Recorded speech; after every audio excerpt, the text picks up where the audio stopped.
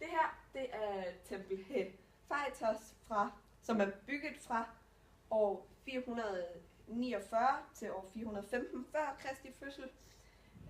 Hephaistos var en gud af metal og håndværk og brand. Templet er bygget af marmor og af det nærliggende tempel Pentil, bortset fra det nederste af krepisen, som vi ser hernede. Det er et dorisk tempel, det vil sige, at søjlerne er udsmykket i toppen og i bunden. Selve søjlen er en cylinderkannelur fra søjlefoden og op til kapitalen. Søjlerne er cigarformet, som det kan ses, og de står direkte på stylobatet og har som sagt kannelurer. Og efter hver søjle er der en abakatuse. Arkitravet har en frise med metoper, som kan ses. Og til sidst har vi så en tympanon, som er en trekantet gavl.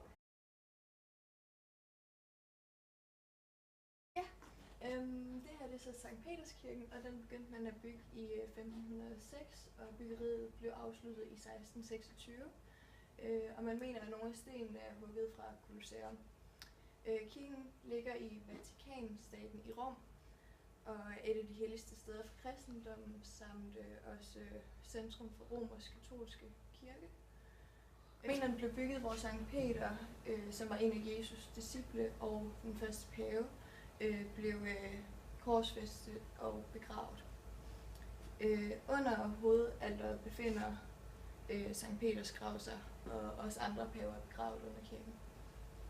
Den er bygget efter jonisk søjleorden, og den har stylobat nede for neden, og derefter basis, og så har den søjleskafterne foran, hvor den har en kapitel her, og efterfulgt af arkitrav og frise og trekantsgavl.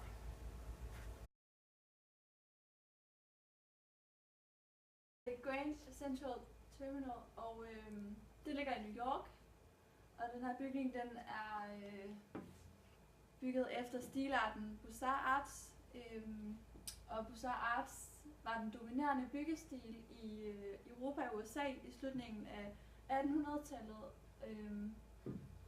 og i starten af 1900-tallet.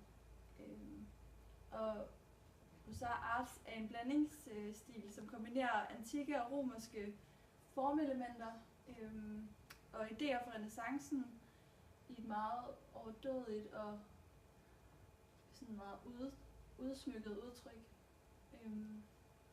Ja. Og søjlerne, de er opbygget efter jonisk søjleorden, og kendetegnet ved det joniske søjleorden er at det ofte er højere og slankere end det doriske. Her har vi opbygningen af den joniske søjleorden, og her der ser vi krepis, det er det vi ser her, og så det stykke her, det er det man kalder stylobat, og det stykke under her, det er stereobat. Og her ser man kannelurer, og her der ser man kapital, og herovre har vi echinus og abacus, og så her der har vi arkitrav, og der ser man frisen, og så har vi tandsnit her, små der, og så har vi gejseren der. Og øverst af den her bygning, der er der den her skulptur, som kaldes The Glory of Commerce. Er romersk Pantheon, og det betyder gudernes tempel, og det ligger i Rom. Og templet blev genopbygget i Rom i 120 efter Kristus, efter at det var blevet brændt ned efter det blev brændt ned i år 27 før Kristus. Ja. Og det blev bygget af kejser Augustus' feltherre til kejser Augustus.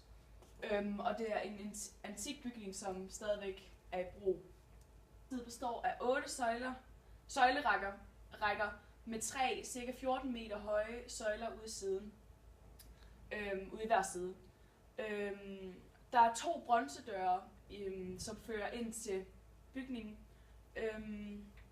Bronzedørene er antikke, og oprindeligt var de forgyldte. Mange af de sådan eksklusive ting, som altså for eksempel marmor og guld og sådan noget, som templet var besmykket med, blev fjernet kort tid efter, at det blev bygget. Bygningen er jonisk søjleorden.